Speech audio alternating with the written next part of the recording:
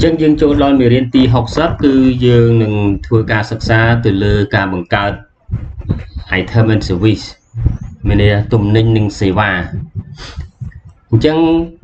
ដើម្បីចូលទៅកាន់បញ្ជីទំនិញនិងសេវាយើងអាចចុចនៅលើ home page ដោយចុច item and service អញ្ចឹងនេះគឺជាផ្ទាំង item and service ចឹងយើងលុបទំនិញមុននេះចោលថ្មីទាំងអស់ហើយឬក៏យើងអាចចុចនៅលើ top menu យើងចុច list preparing ហើយ primary list ហើយបន្ទាប់មក item and service list ឬក៏យើងចុច list menu list preparing primary list ហើយ item and service list ឥឡូវនេះយើងបានចូលមកកាន់ទាំងitem and service center អញ្ចឹងយើងសិក្សាទៅលើ item and service center បន្តិចអញ្ចឹងវាមិនសូវជាខុសពីមុនទេគឺគ្រាន់តែវាថែម option មួយចំនួនទៀតចូលនៅក្នុងហ្នឹងអញ្ចឹងកន្លែងនេះមានន័យថាយើងអាចមើល list យើងអាចចុចមើល list របស់ item នីមួយៗគឺវានឹងបង្ហាញនៅត្រង់កន្លែងនេះហើយវានឹងបង្ហាញប្រតិបត្តិការដែលតាក់ទងជាមួយនឹង item ហ្នឹងនៅត្រង់កន្លែងខាងស្ដាំផ្នែកខាងក្រោមនេះអញ្ចឹងកន្លែងនេះគឺយើងសម្រាប់មើល item and service detail នៅពេលយើងចុចលើហ្នឹងទៅគឺវានឹងបង្ហាញ item នៅត្រង់កន្លែងនេះហើយវាបង្ហាញប្រតិបត្តិការនៅកន្លែងនេះករណីទី2បើសិនជាទំនិញនឹងយើងមាន expire វានឹងបង្ហាញពីការគ្រប់គ្រងទៅលើ expire ទំនិញ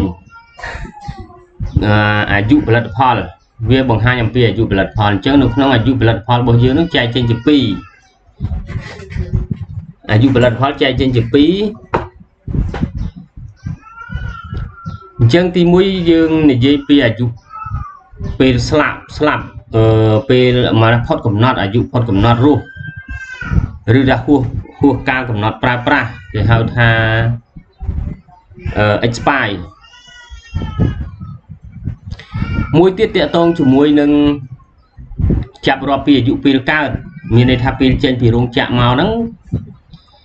រហូតមកដល់ថ្ងៃនេះហ្នឹងតើវាមានអាយុកាលប្រហែលឆ្នាំហើយអញ្ចឹងវាផលិតផលវាមាន2នឹងអាយុកាលរបស់វាមាន2ទី1អាយុពេលងាប់ហើយនិងអាយុពេលកើត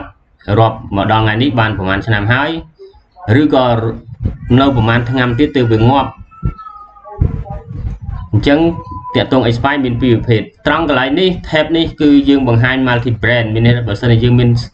សាខាយើងច្រើនគឺវានឹងបង្ហាញតាម brand នីមួយៗថា brand នេះសល់ប៉ុណ្នេះសាខានេះសល់ទំនិញប៉ុណ្នេះសាខានេះសល់ប៉ុណ្នេះអញ្ចឹងទៅហើយបើករណីយើងមាន stock consignment ក៏វាបង្ហាញពី consignment ដែរទីថានៅ brand បាត់ដំបងហ្នឹងមាន consignment ហ្នឹងចំនួនប្រមាណទំនិញណាខ្លះមានចំនួនប្រមាណអញ្ចឹងទៅហើយនៅក្នុងសាខាកំពង់ចាមមាន consignment ប្រមាណនៅសាខាភ្នំពេញមាន consignment ប្រមាណអញ្ចឹងវានឹងបង្ហាញនៅត្រង់កន្លែង multiple brand អញ្ចឹងយើងមាន3 tab នេះ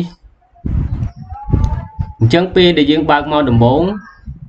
គឺវានឹងបង្ហាញ item detail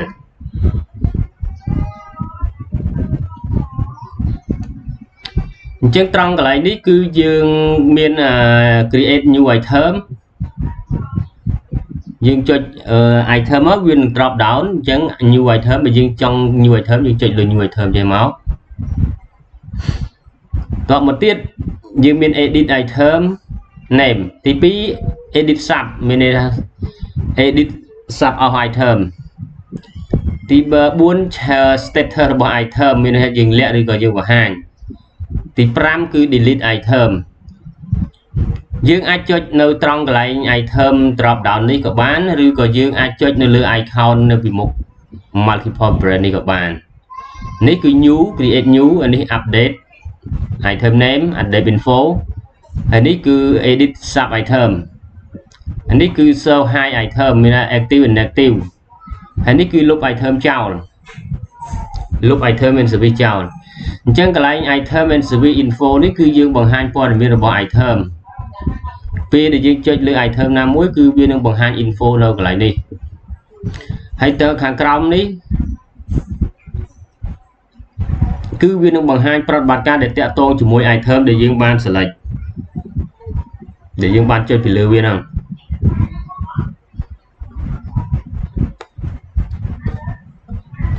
ហើយនៅ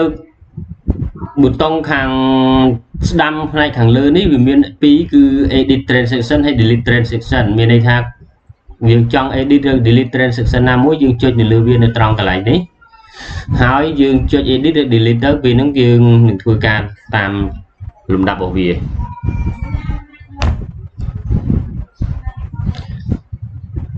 ត្រង់កន្លែងនេះគឺជាការបង្ហាញអំពី item មានន័យថា item all item and service មានន័យថាគ្រប់ item ទាំងអស់ទោះបីជា active and inactive គឺវាបង្ហាញទាំងអស់កន្លែងនេះគឺវាបង្ហាញ item តែវា inactive ទេ inactive មិននេះយើងមាន item ចុចអញ្ចឹងវាអត់ចេញអញ្ចឹង active item and service ដល់ពេល all inventory and assembly មានន័យថាបង្ហាញតែ inventory assembly ទេបង្ហាញតែ stock ទំនិញហើយនឹង stock ផលិតកម្មកន្លែងនេះ active inventory and assembly អានេះ all មានន័យថា all inventory and assembly នេះមានន័យថាstock ពាណិជ្ជកម្ម stock ផលិតកម្មហើយនឹង stock ទំនិញ merchandise ហ្នឹងឬក៏ហៅថា raw material ទោះបីវា active and inactive គឺវាបង្ហាញទាំងពីរដល់ពេលកន្លែងនេះបង្ហាញតែ active ទេកន្លែងនេះដាក់ថា all inventory មានន័យថាបង្ហាញតែ inventory សុទ្ធកន្លែងនេះដាក់ថា all assembly មានន័យថាបង្ហាញតែ assembly សុទ្ធដល់ពេលកន្លែងនេះ Q នេះមានន័យថា quantity on hand មានន័យថាបង្ហាញតែ quantity on hand នឹងធំជាង0កន្លែងនេះបង្ហាញតែ quantity ដែលស្មើ0កន្លែងនេះបង្ហាញ quantity តូចជាង0 QTY on hand តូចជាង0អញ្ចឹងបង្ហាញតែធំជាង0បង្ហាញស្មើ0បង្ហាញតូចជាង0យើងតាក់ទងនឹង select box ដល់ពេលកន្លែងនេះគឺយើងបង្ហាញ info column info របស់ item មានទីហោថា vendor cost goods sold cost ឬក៏ sell description ឬ price tag code អីទាំងអស់ហ្នឹងគឺយើងចុចបង្ហាញ column ថែមទៅទីហោយើងចុចមួយមើល unit of measure នេះអញ្ចឹងយើងទៅវិញឲ្យវាទៅវិញបាត់ទៅវិញហើយដល់ពេលកន្លែងនេះគឺបង្ហាញថាបើជាទូទៅ default របស់វាមកគឺ all brand ពេលដែលយើងចុចមកអញ្ចឹងគឺវា all brand ប៉ុន្តែយើងចង់បង្ហាញថាឥឡូវពី brand បាត់ដំបងហ្នឹងមានទំនិញណាខ្លះអញ្ចឹងវានឹងបង្ហាញ brand បាត់ដំបងអញ្ចឹងវាបង្ហាញតាម brand របស់វាកន្លែងនេះគឺយើង search item កន្លែងនេះគឺយើងចង់បង្ហាញ item របស់យើងហ្នឹងប្រហែល page គេហៅបង្ហាញយើងមក page ប្រហែលមួយ page 10 page 10បើយើងដាក់100ជាទូទៅ default វាមក100មានន័យថា100 item មួយ page បើសិនជាមានលើសហ្នឹងគឺវាបង្ហាញចំនួន page ឈ្មោះ page ទី1ទី2ទី3នៅកន្លែងនេះបើយើងចុចយក all មានន័យថាវាបង្ហាញតែមួយ page ទេទាំងអស់សរុប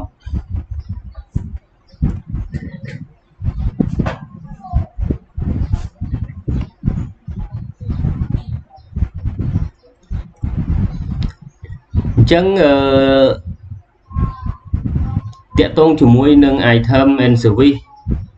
យើងនឹងធ្វើការបង្ហាញត្រួសប៉ុណ្ណឹងសិន